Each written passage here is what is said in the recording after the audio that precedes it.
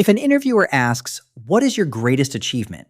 and your mind immediately goes blank, you probably don't have an achievement problem. You have a framing problem. You're looking for a trophy, a promotion, a major award, or some dramatic business result. The interviewer is usually looking for something much simpler. They want evidence that you can recognize a problem, make a useful decision, and create a positive result.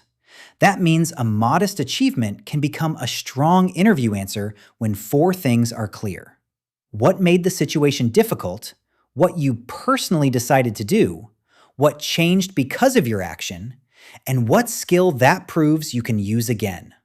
The biggest mistake is rejecting your own stories before the interviewer ever hears them. You think, "I only organized a spreadsheet," or "I just helped a customer," or "it was a group project, so it doesn't count." But the task itself is rarely what makes the answer impressive. The value is often hidden in the conditions around the task. Organizing a spreadsheet sounds ordinary. Organizing a spreadsheet when three people were tracking orders differently, deadlines were being missed, and nobody had been assigned to fix the process is different. Now the interviewer can see initiative, attention to detail, and process improvement. So don't ask yourself, "What is the most impressive thing I have ever done?" Ask, "When did something work better because of a choice I made?" That question is much easier to answer. Start by building a quick achievement inventory. Think about times when you fixed an error, prevented a delay, helped someone understand something, or calmed down a difficult situation. Think about times when you learned a tool quickly, created a clearer process, took responsibility without being asked, or completed something under difficult conditions. Your example can come from paid work, an internship, school, volunteering, a personal project, caregiving, military experience, or a community role. What matters is whether the story provides relevant evidence about how you work. Then test each possible story with four questions. What was the constraint? What decision did I make? What changed? What transferable skill does that demonstrate? The constraint is what gives the achievement weight. Maybe you had limited time, incomplete information, no formal authority, little experience, a small budget, an upset customer, or competing deadlines. Without that context, an ordinary result may sound effortless. With it, the interviewer understands why your contribution mattered. The decision is the center of the story. Interviewers need to hear what you did, not only what the team did. You can acknowledge other people without disappearing from your own answer. Instead of saying, "We decided to improve the handover process," say, "I noticed that each shift was recording information differently, so I proposed a standard handover template and asked two experienced colleagues to test it." That wording gives you appropriate credit without pretending you worked alone. If you want practical help turning overlooked experience into clear interview evidence, subscribe. That's what this channel is here to help you do. Next comes the change. A measurable result is useful, but measurable does not always mean money or percentages. You can measure time, volume, frequency, accuracy, completion, adoption, response, or consistency. Perhaps a task went from taking an hour to 20 minutes. Maybe all pending requests were cleared before a deadline. Maybe the template you created was used by the rest of the team. Maybe a customer issue was resolved without needing a manager to step in. If you genuinely don't have a number, describe the observable difference. The team stopped duplicating work. A new employee could complete the process without asking for help. A project that had stalled moved forward. A confused customer understood the next steps and agreed to continue. A professor used your research in the final presentation. Those are still results. Never invent a number to make the story sound more impressive. A believable qualitative result is much stronger than a suspicious statistic you cannot explain. Finally, identify the transferable skill. This turns the answer from an interesting memory into evidence for the job. Your story might demonstrate problem solving, communication, prioritization, ownership, adaptability, customer service, analytical thinking, or collaboration? Let's take a weak answer. My greatest achievement was creating a new filing system at my last job. It helped the office stay organized, and I was proud of it.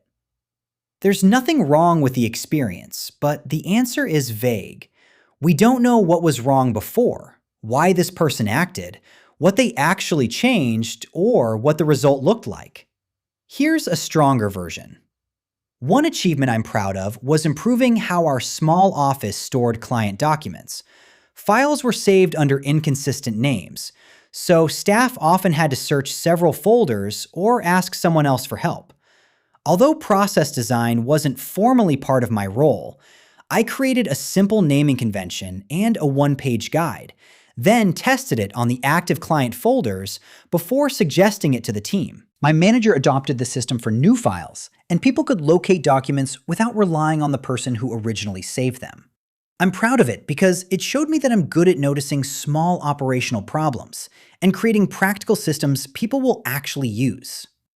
The achievement is still a filing system, but now we can see the constraint, the decision, the change, and the skill. Notice that the answer also uses a simple story structure. First, set up the situation and challenge. Then explain your responsibility. Spend most of the answer on your actions. Finish with the result and why it is relevant. This is essentially the STAR method, which stands for situation, task, action, and result. The proportions matter. Many candidates spend most of the answer explaining the background. By the time they reach their contribution, the interviewer has stopped listening. Keep the setup short. A useful pattern is 2 or 3 sentences of context, several sentences about your decisions and actions, and 1 or 2 sentences about the result and skill. Here's another example for someone changing careers. Imagine a teacher applying for a project coordinator role. A weak answer might be, my greatest achievement was helping my students improve. I worked hard to make my lessons engaging. That sounds positive, but it doesn't provide enough evidence. A stronger answer could be, one achievement I'm especially proud of was redesigning how I supported students who were missing assignments. The existing reminders weren't working, and I was managing several classes with different deadlines. I created a weekly tracking process, grouped missing work by urgency, and sent students short instructions explaining exactly what to complete next. I also coordinated with families and support staff when a student needed additional help. By the end of the term, more students were submitting overdue work, and the follow-up process was much more consistent. That experience strengthened my ability to track multiple work streams, communicate with different stakeholders, and keep a project moving when people have competing priorities. The result is qualitative because this hypothetical candidate may not have saved exact data. That's fine. The answer still connects teaching experience to coordination skills. Students and early career candidates can use the same approach. A group project counts if you explain your individual contribution. For example, our group was falling behind because we had divided the research by topic but hadn't agreed on a shared format. I suggested creating one outline, assigned deadlines with the group's agreement, and combined the sections into a consistent draft.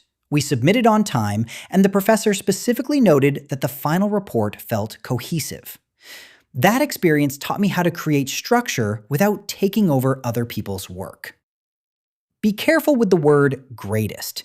You don't need to prove that this is objectively the greatest event in your entire life. Treat the question as an invitation to choose one achievement that is meaningful and relevant. You can even begin with, one achievement I'm particularly proud of is. That sounds natural and avoids making an exaggerated claim. Relevance usually matters more than scale.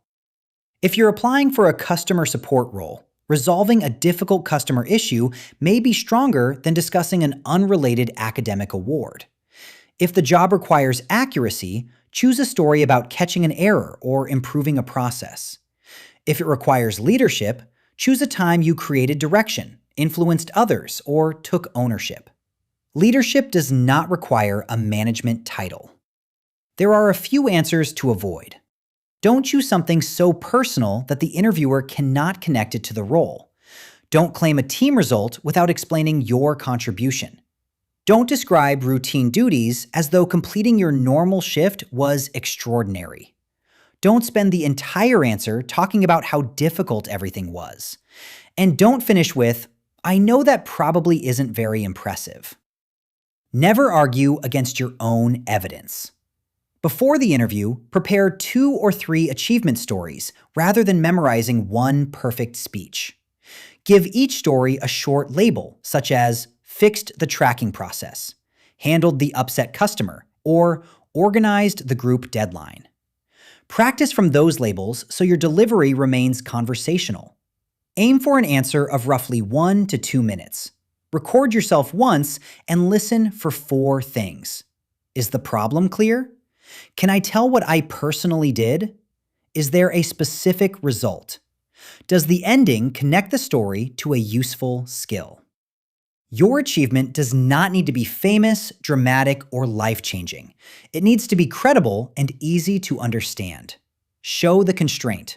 Explain your decision. Describe the change. Name the skill the employer can use. Once you do that, "I only organized a spreadsheet" can become evidence of initiative and process improvement. "I just helped a customer" can become evidence of judgment and communication. And "I only completed a group project" can become evidence that you know how to create clarity and move people toward a deadline. If you want help identifying your own achievement story, describe your experience in the comments. You can also suggest the next interview question you'd like this channel to break down.